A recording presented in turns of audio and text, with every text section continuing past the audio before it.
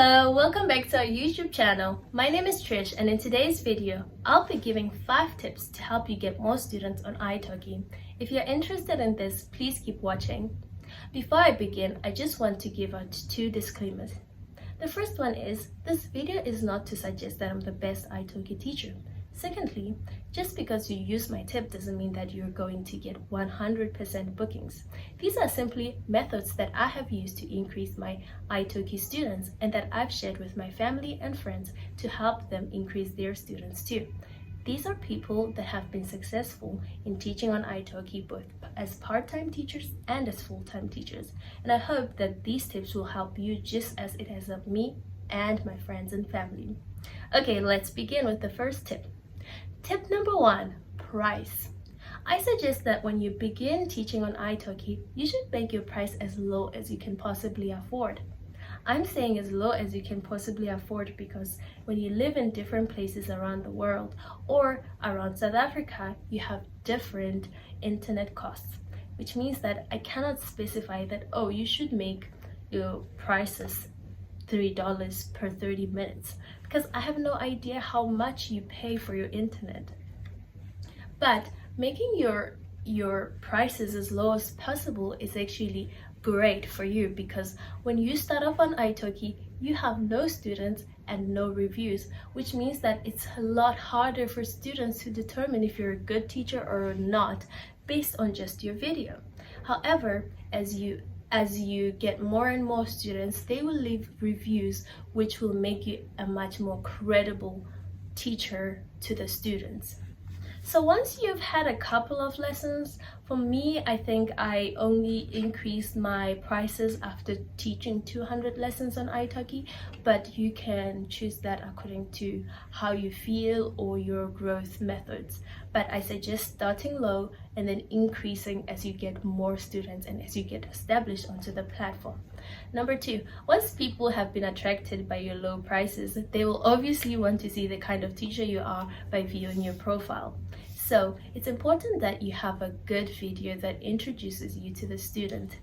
When making your video, I suggest that you do not speak too fast. A lot of the times the people that you're trying to attract are English learners, which means that they might not understand everything that you say when you speak too fast. And because of that, they might be like, I don't know if I'll be able to understand her in class if she speaks so fast in the video.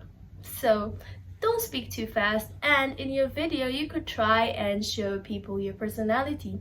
A lot of the times when I'm looking for a Chinese tutor, I look at what they say in the video, like for example, if they like traveling, if they like reading. Those are the kinds of things that I like, and I find that I'm able to interact a lot better and understand other people who like similar things as me. Try to make your video as professional as possible. Try to make sure that your video just gives people an idea of the kind of person that you are.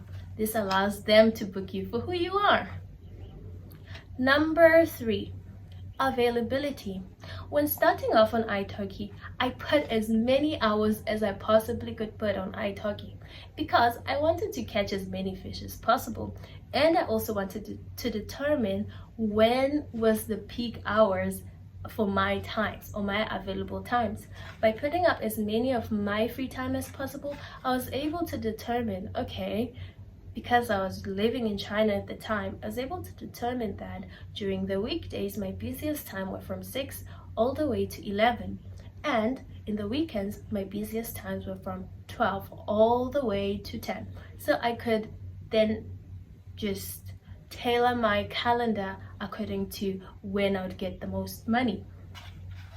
Similarly, if you live in a different time zone, you can look at what your target market is. For example, if you live in South Africa and your target market is Asian students, you might want to teach from midday South African time all the way to about 6 o'clock in the evening. So from 12 to 6.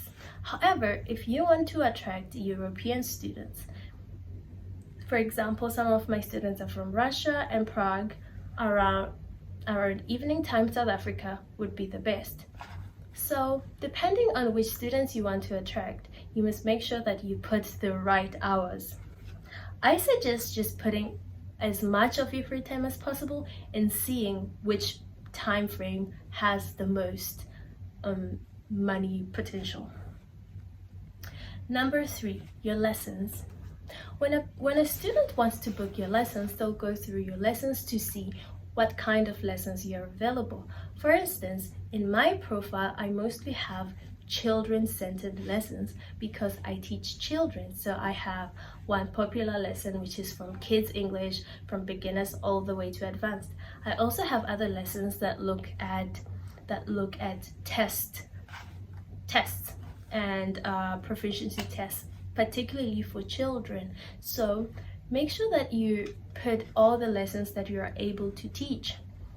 I also suggest that you look at other teachers to see which type of lesson is the most popular. For example, you can look at you can just go through italki, see, maybe act like you're looking for an English teacher and looking at the people with the highest bookings to see which of their lesson package is the most popular, and then you can even choose the title that they have to maximize the amount of students that you have.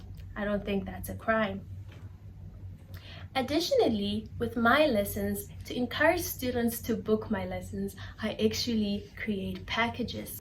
I make the packages a lot cheaper than individual classes. For example, when my students book 5 classes at a time, maybe they'll have $5 off. But if they just book 1 class at a time, it costs $5 more.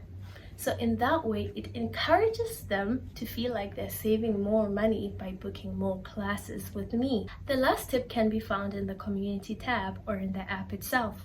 italki has a community tab where language learners go, posting things about their lives or what they've been learning. It is also a great way to market yourself and to interact with potential students. If you go onto the community tab, you can help potential students, and in return, they could book your lessons. I've had a couple of students when I was starting who booked my lessons because I managed to help them with a few of their issues on the community tab. So how do you access it? It's super easy. You go into the italki app using your phone or a tablet, and you find the community tab.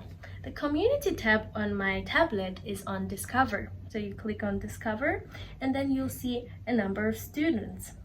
The best part about the community tab is that you get exposed to different students.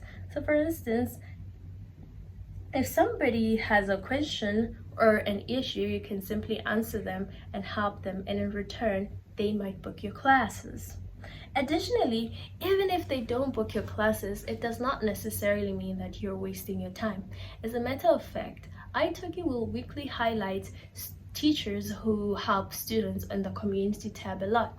So they usually have like a list of teachers who have been super helpful or super active on the community tab and will make a post about it. A lot of students follow italki, so by merely giving you a shout out on their page, they're simply giving you an opportunity to get more students because you're seen as like, oh, she's an amazing teacher, she's so helpful, you know. Yeah, so I suggest that you give it a try. There's nothing to lose. Okay guys, that's all from me. I hope that you enjoyed this video and I hope that some of the tips are helpful to you. Thanks for watching. And guys, before I say goodbye, I just wanted to say thank you so much for helping me reach 5,000 subscribers. This was my December goal and I'm so excited that I was able to reach it in August. Whoa, I was really speechless when it happened. So thank you guys so much for your support and see you in the next video. Goodbye!